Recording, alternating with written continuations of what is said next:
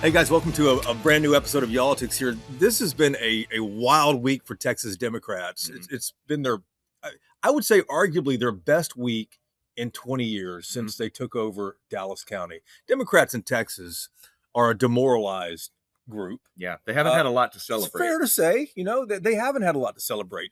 But wow, what happened in State Senate District number 9 in Tarrant County? Yeah. Kelly Hancock's seat, he moved up to comptroller, acting comptroller now. Solid red seat. And how in the world did a Democrat win that in a special election? First time a Democrat has won in that area in almost 50 years, which is astounding when you think about it. It's the remaining, I think, 11 months of Kelly Hancock's term, since he's now the acting head of the comptroller's office. And so Bud Kennedy with the Fort Worth Star-Telegram, I think, put it really great. He said it means everything and it means nothing. And we're going to get into both. What does that mean then?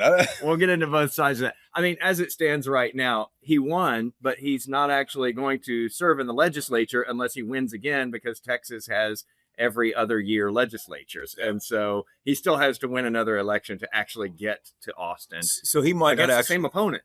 Yeah, I mean, he can technically go to Austin. He may not just, he won't be there in the actual session unless he wins in November. So that's what we're going to talk about here. We're going to have the state senator-elect also on this episode here in a moment. But first, let's bring in Ross Hunt from Hunt Research, a GOP-related firm. You do a lot of Republican work here. And Ross, you did something that everyone has been wanting to do, and that is take these numbers apart. What in the world do they mean? You did that. What's the top takeaway for you? Yeah, the main takeaway is that this election is a huge warning bell for Texas Republicans and Republicans around the country, but maybe not for exactly the reason people think. So a lot of people are talking about this election in terms of turnout on both the left and the right. On the left, you have, as you mentioned, Democrats celebrating their first win in a long time and arguing that the surge of blue turnout in this seat that they say happened means that they could duplicate that around the state and around the country, and they could sweep any Trump plus 17 seats. That's the Democrats' argument. On the right, we have Lieutenant Governor Dan Patrick saying if Republicans do not turn out this fall, we could see this happen elsewhere. And what I found when I dug into the numbers to figure out who was voting and how that matched up with how the vote broke down was that while turnout was a significant factor, and it's very important, Republicans didn't lose this seat because of low turnout from Republicans. Democrats didn't win this seat because of high turnout from Democrats. Democrats mostly won this seat because a large number of independent voters, almost all the independent voters, and some of the Republican voters who voted for the Democrat Taylor Rehmet. And that is the big warning sign we see here, is that we see even some of the Republican base and a lot of the independent voters choosing the Democrat in this race. And every Democrat now, wants to replicate what happened here. And I'm curious, was something simpler at play here? Did Taylor Rehmet have the right message? Did Lee Wamsghan have the wrong message? Was this a candidate issue? Or do you think, this is more reflective of what we're seeing on the national level with the Trump administration? It's a great question, Jason. I mean, you've got a dramatic event here where you had an election where the Democrat Taylor Rehmet won with 57% of the vote, even though 50% of those who turned out were Republicans, and only 35% were Democrats. So you have, in other words, a 15 point advantage for the Republicans in terms of who voted. And yet the Democrat wins by 14 points. So obviously the Democrats are really excited about that, about the idea of replicating that. And many people have said this is a sign of a national pushback against Trump. This is something which is sweeping across the country. I actually think the truth is closer to what you just said, Jason, which is that there is something very sort of specific to a district going on here. We have in Senate District 9, a district that is 51% made up of the city of Fort Worth in Tarrant County. And it's largely working class and middle class district.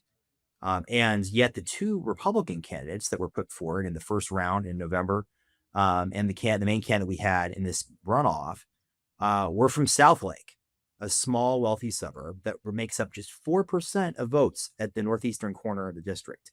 Meanwhile, on the Democratic side, the nominee that the Democrats put forward is someone who, at least if you look at him in his advertising, is talking about affordability. He's talking about lowering property taxes. He's a union guy. He looks, honestly, a little more like a Trump candidate than perhaps his opponent did in the special election. Now, so this goes to the question of whether this is generalizable, right? So what can we learn from this across the country?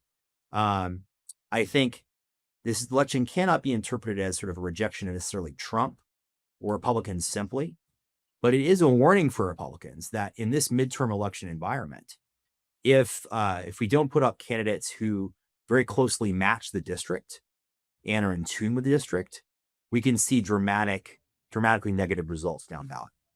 Yeah, and the Republican in this case, we were talking about Bud Kennedy a moment ago. He was pointing out that, she and her Patriot Mobile Action PAC spent a bunch of money on school board elections to stack those boards with church conservative trustees. Superintendents parted ways. But in local elections last May, those candidates and others who were backed by, that similar movement went 0 for 12.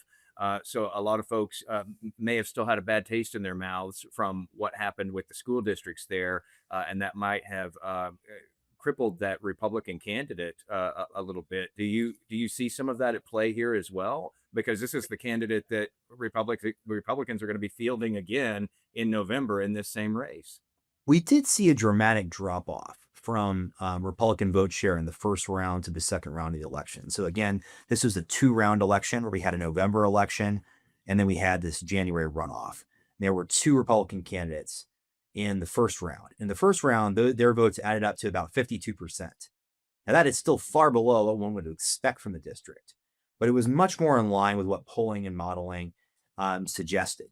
And in this round, where we had a 14-point deficit for the Republican, that suggested something more dramatic and local is at play. Now, the school districts is an interesting sort of local case. I agree that all politics is local, and especially, as President Trump himself said, commenting on this election, if I'm out of the ballot, anything can happen. And it's maybe a slightly self-aggrandizing way of putting it, but I don't think it's wrong. I think in these midterm elections, without the president pushing turnout can drop off precipitously. Now, we didn't actually see a massive drop off in turnout in any of the school districts associated with this measure.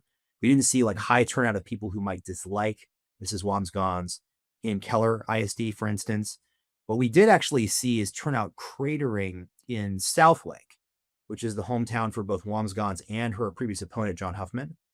And we also saw dramatic movements, negative movements for Republicans in terms of both turnout and vote share in Southlake, and then also in the more affluent areas of the city of Fort Worth.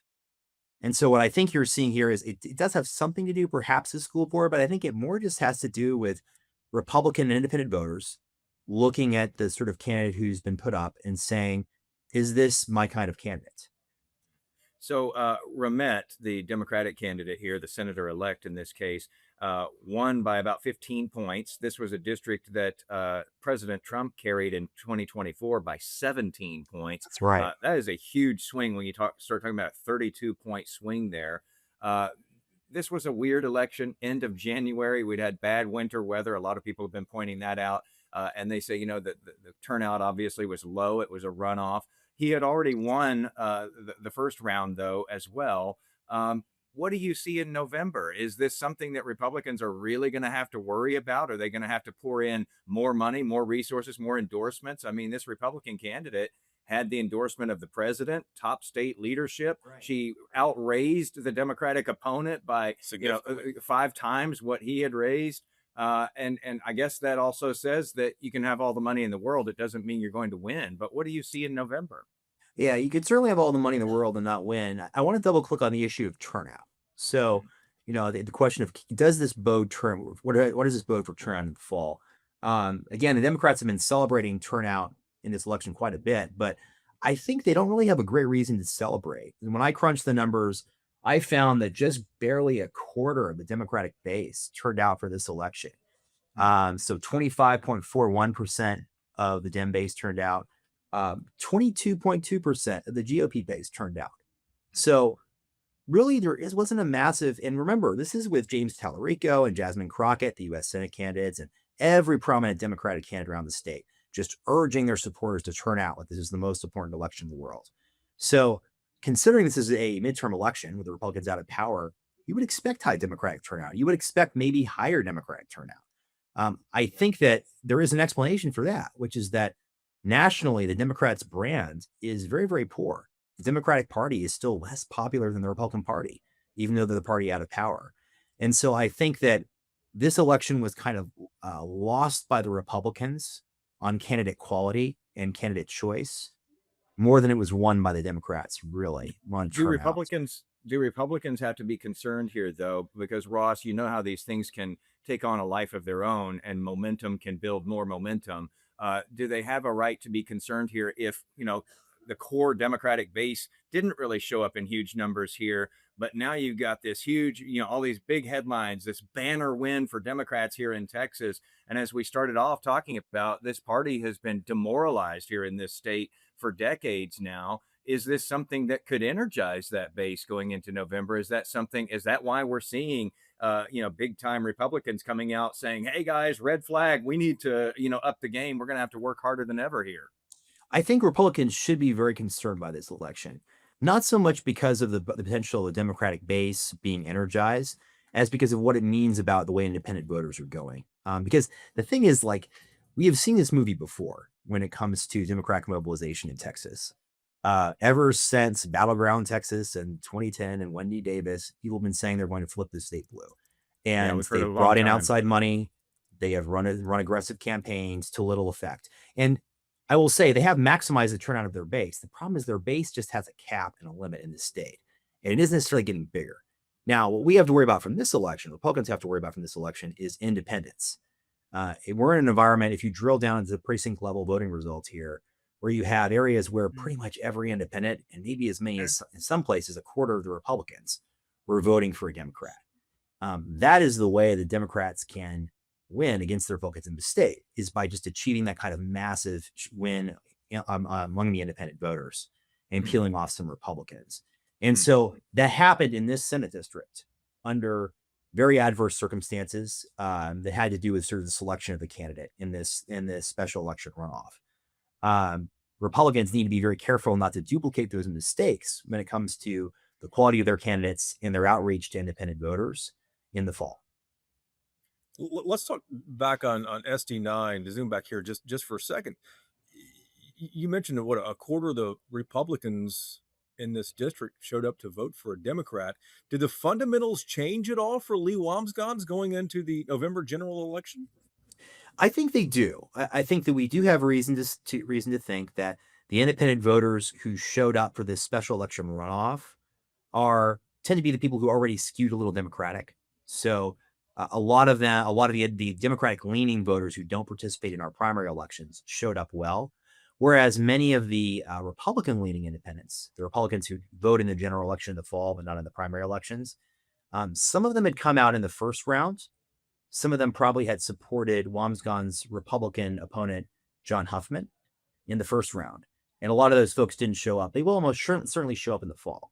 So the prospects look much better for her for the fall. I'm sure that, she and her team are not taking anything for granted, nor are any of the other Republican strategists in the state. But I think the prospect is better for the fall. The main concern is that, if we could have a seat swing, never mind the runoff, but even just looking at the first round, if you have a seat that was Trump plus 17, go to being essentially R plus 2 in a low turnout environment, that means that a bunch of seats that were thought to be previously safe are very much in play. And I know that everyone around the state right now is recalculating all their numbers and trying to figure out, okay, where is the front line really? Yeah, well, where is it now? Which seats are in play, do you think, Ross? Yeah, well, there are a lot. You can look at it by Trump numbers, but it's not quite as simple as that. Because, again, I don't think this was an anti-Trump mandate in this election. One of the big questions everyone will be asking is to what extent this is something that will affect the suburban seats in DFW and the Austin area, and to what extent will touch South Texas. a lot of our redrawn congressional seats and new state Senate and state House seats are in South Texas. And so the $1 million question that this election doesn't really bear on, in my mind, is to what extent has the shift in opinion at the national level affected the Hispanic vote, but more specifically, the South Texas Tejano vote, which sometimes moves in a way that's distinct from the Hispanic vote. So that is really one of the questions that's going to be most important in determining how broad the range of new seats is that's in play, is whether there's damage being done to Republican brand in South Texas. Yeah, Ross, there's been a lot of talk since Texas redrew the maps last year, that controversial redrawing. And some have wondered, would that, so-called, gerrymander become a dummymander? That's what they call it when it backfires on you. Some of those districts had, if you looked at them in 2024 numbers, they were, they would have gone Republican, but by less than what this Senate district went for. So have you looked at those specific districts that Republicans carved out? And they had to pull Republican voters from nearby districts to carve out those districts. Have they left themselves vulnerable, in your estimation, going into November, considering, what we've seen here? And again, this is just one data point, obviously, and it's kind of an outlier. It's a, runoff in a special election. But, when you look at this, what do you see? We've begun to analyze it, and I think that this district will carry over, its results will carry over to other districts that are very similar. But this district also does have certain characteristics that won't carry over to all the congressional and Senate districts. The number of working class voters, the presence of a sort of somewhat more moderate Republican constituency in the city of Fort Worth, the geographical sort of division and disparity of the district, the absence of a large Hispanic population. A lot of these things are characteristics are ones that are not present in other districts. And so there's going to be a lot of variation how this carries over. I can tell you that no one in the Texas GOP right now is going to be sitting on their laurels. Everyone is going to be looking very carefully at all these seats to ensure we have an accurate understanding of where the party is most in danger. I mean, people talk about gerrymandering. I wouldn't say like a dumb mander so much as a risky mander. I mean, it was a bet that the president took to increase, his sort of share in Congress to try to ensure that he has a congressional majority for as long as possible and retains it. And then the question is whether that calculation ultimately proves to be a prudent one. I don't think that it's been proven yet to be an imprudent one. I think it could be the case these seats could be held. But I think the president has to be thinking, his team have to be thinking now about what they can do to hedge their bets. And that's why I think one of the most interesting outcomes and impacts of this special election may in fact have to do with a post that the president made the day after the election on Sunday, when he announced on Truth Social that he might be reconsidering endorsing in the U.S. Senate race as a result of his special election. And that, I think, is a sign that he and then those close to him are starting to think a little more conservatively about Texas and think like, okay, what can I do to avoid losses here?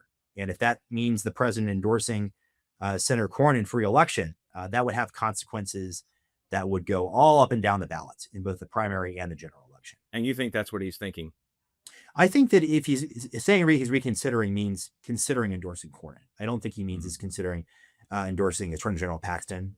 He values loyalty, and Paxton has been a strong ally of his and a strong fighter for his brand. But does he value loyalty to the point of losing a U.S. Senate seat in the general election? I think that's the question that he and his team are asking themselves now. Wow. 9 months out to the general election here. Last question for you. What are you watching for? What should we be watching for as far as strategy goes from Lee Wambsgans in Senate District 9 and these other, potentially close districts across the state? I think we should be watching for how candidates match up with their district and how they're communicating to independent voters. It all has a lot to do with what issues you emphasize and how you show that you really are of the district and care about the district. That is, President Trump gets a lot of flack from a lot of people in different corners of both sides of the aisle. But one of the ways in which he was so successful at expanding the Republican base in Texas and around the country was by listening to people and to what concerns were really on their mind. Some of the concerns that are top of mind for his administration, like illegal immigration and crime, remain highly prevalent and the top of mind of people. Other issues as well, like affordability and in Texas, property taxes are extraordinarily important to all voters. And so I think that if we see intense message discipline from the Republicans about what they're focused on and how their candidates are relating to their districts, that's going to be the most important sort of factor to watch for moving into the fall. Well, when you posted this, you sort of lit social media on fire this week, Ross, when you were saying that Republicans lost this, not because of this overwhelming Democratic turnout. They lost it because they didn't persuade their own voters and they didn't persuade independents to go their way here. And I saw a bunch of comments on there. First of all, a lot of people don't know how you even got the data because they're like, that's not public, whatever. But, there is public, data as far as people who register for primaries and so forth. And you went back and you really did the work to drill down into it. I'm curious what you've been hearing since then, because you're a plugged in guy, you're connected. What are you hearing from, well-placed Republicans out there about your analysis here? And the other thing I would ask is, what are they doing now as far as independents are concerned? Because it seems like that's the focus group that everybody wants to hear from. Yeah, it's a great question. I think, right now the reaction to my analysis, I think, has been, I just sort of said what a lot of people were already thinking. I mean, everyone knows that we need to appeal to independents, that we need to focus on the issues that matter, not just to a certain segment of our base, but to all the voters who will be really the decisive factor in these close elections in the fall. I think that everyone was surprised, as I was, to discover that this election wasn't about turnout, that it was really about persuasion, and to see that so many independents and some Republicans could vote against us on the basis of issues. This is something that we kind of rediscover, I think, every midterm election, in that the presidential elections just get so partisan. And I think that strategists sometimes run the risk of forgetting that voters are free human beings who can make a choice about who they're going to vote for. And just because I voted Republican in all the last, 4 or 5 Republican primaries doesn't mean that I won't pull a ballot for a Democrat at the end of the day. So I think in a way, it's a wake up call for Republicans to really listen again to what matters to independents. And I'm already seeing that right now in terms of how Republican strategists are approaching these elections, how they're thinking again about what issues they need to emphasize. And also just like how moderate or how modest they're being about what districts they're thinking about protecting. They may have to make the case for their Republican brand in some places where we thought the case had already been made. But I think there's a will to do that in Texas. And I think that this election should be a warning bell. I think it's one that's been heard. And I think that we'll see changes sort of in the GOP response to this in Texas and probably around the nation as well. Can't wait to see those changes. And, Ross, thanks for pulling the curtain back on what really happened here. I know a lot of people are curious about that. I never thought the senator-elect now had a shot. And I think a lot of folks sitting in my seat probably thought the same thing, considering the history of that district. But you really brought it home for us. We appreciate that. And I know we'll be talking to you the next 9 months as we head into November. Thank you, Jason. I look forward to it. Ross, thank you so much. This is very insightful. Really appreciate it. That's interesting to pull the curtain back on this and really digest the numbers, because most people don't do that. They try to pull stuff out of, this issue, this candidate, that candidate. It is a wake-up call, totally, to Republicans. What I find interesting in this, and this is a guy who is plugged in with GOP operations, and he's been in campaigns or analyzed campaigns, and I think it's interesting that he's saying not only are they going to be looking at this district, this is going to be something that Republicans statewide are focusing on as they go through and look at district by district to see where they might be vulnerable. And you can bet on the other side of that, Democrats are taking this same data and going, okay, which district by district might we have a chance now that we didn't know we had? And then he went further than that and said, nationally, Republicans are going to be applying this and looking at this. This is a guy who's on the inside and who knows how these things work. And nationally, he thinks that because of what happened in little SD9 in Texas, these parties are getting shaken by this, and they're going back and going, wait a minute, we thought we knew what was going on. Let's go make sure that we know what's going on. We've talked about it in this podcast. We've talked about it behind the scenes. At the end of the day, for as much hot air as on the right, as much hot air as on the left, It's the people in the middle that decide every single election. In this state, they normally shift to the right. They lean to the right. The independents do. But the independents decide every election. And of course, this is more proof of that. You mentioned, Republicans, dissecting this and taking it apart. Democrats totally doing the same thing too. And one of the questions I asked Taylor Rehmet here, the state senator-elect, is whether other Democrats running right now can replicate what he did. Pretty interesting conversation about that and his priorities. Take a listen. Senator-elect, it's good to see you here. Congratulations on the win as well.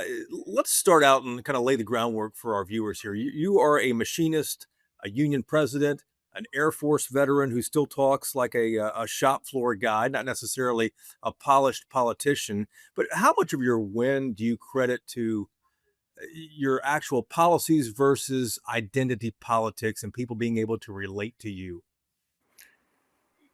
Well, I still talk like a guy on the shop floor because I am. And being that I'm going from the shop floor to the Senate floor, I'm going to carry those issues of working people with me. So it's not just about my background, but it's also about the stuff that I live daily, about these affordability issues, lowering costs that need to be championed. And people are trying to dissect this win and say, wow, what did you do there that other Democrats across the state can try to replicate? What do you think that your key to success was? I think the key is to have your own identity and your own really tailored message to the constituents in the area you're at, being hyper local. I mean, I'm a Democrat, but I'm a Texan first, and before that I was an Air Force veteran, and I served as a union leader. This is why I got a team that all lives right here. So whenever I say hyper local, I mean it. I got talent from Tarrant County. Our vendors are Texas based. I based this campaign on Texas. That was a huge advantage. So I really can't speak to other Democrats. I can only say that me as a Texan and as a hardworking man, I know that hard work paid off because I stayed local. I stayed on message. I didn't focus on the campaign of outrage or culture wars. I stuck to working Texas issues, public education, and lowering taxes like property tax and lowering costs in general. Did you have a campaign consultant that you worked with? No campaign consultant. I didn't get any out-of-state campaign consultant. I got a campaign manager based here in Tarrant County. I read that you grew up as a Republican in a blue-collar family. Is your family still Republican? They are, yeah. We don't agree on everything, but I mean, we find what we can agree on. That's, again, my campaign is more based in unity because we won't agree on everything. No one does. But if we find what we can agree on, I mean, if you don't mind, it's really about community, right? And it doesn't matter if you're a Republican or a Democrat. We all live in this community. We all live in Senate District 9. I remember the first community I recognized was whenever I was a young kid. My mom was did hair and nails at a salon local, and if I wasn't at school, I'd be in that salon. I saw how everyone was friendly. Didn't even really talk about politics. They just asked how you were doing, and they asked me what I wanted to be when I grew up. What'd you tell them? Well, I was obsessed with dinosaurs, but I think what I wanted to be was a firefighter. Okay, all right.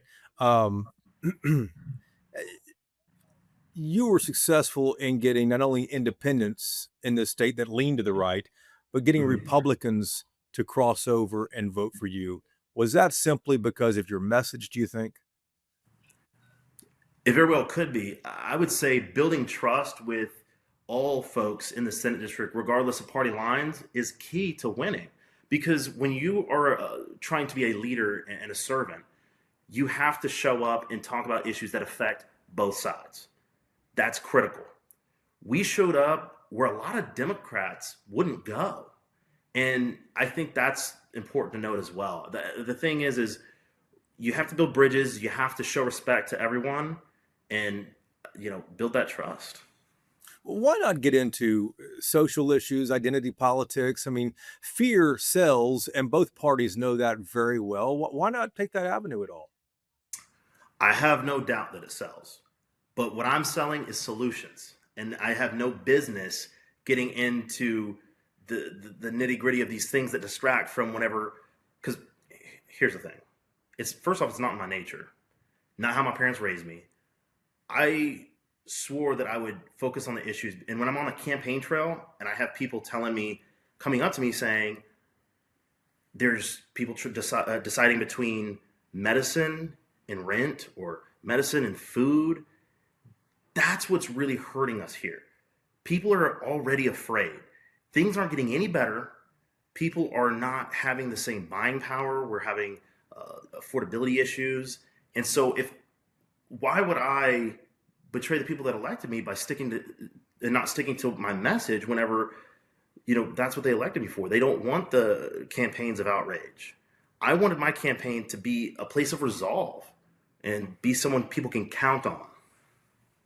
The special election you won will fulfill the rest of Kelly Hancock's term, so it goes until next January.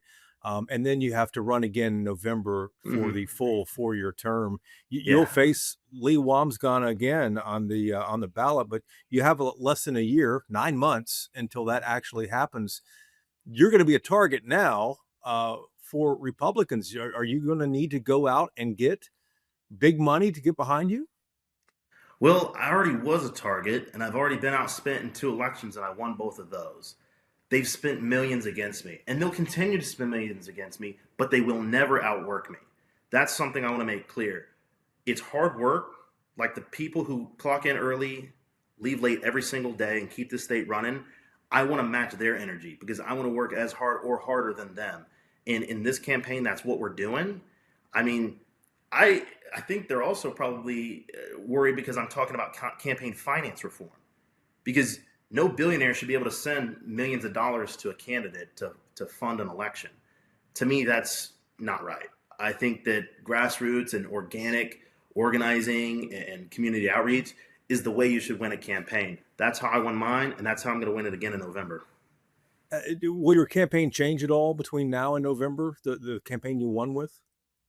I certainly don't plan on changing what's working. So, no. Why change it, right? Your campaign made it a point to knock on 30,000 doors. That was imperative, I read, to you and to your staff as well, and the success that came from it. Is that right? That's 100% correct. A couple last questions here. Texas Democrats want to replicate your win in districts all across the state.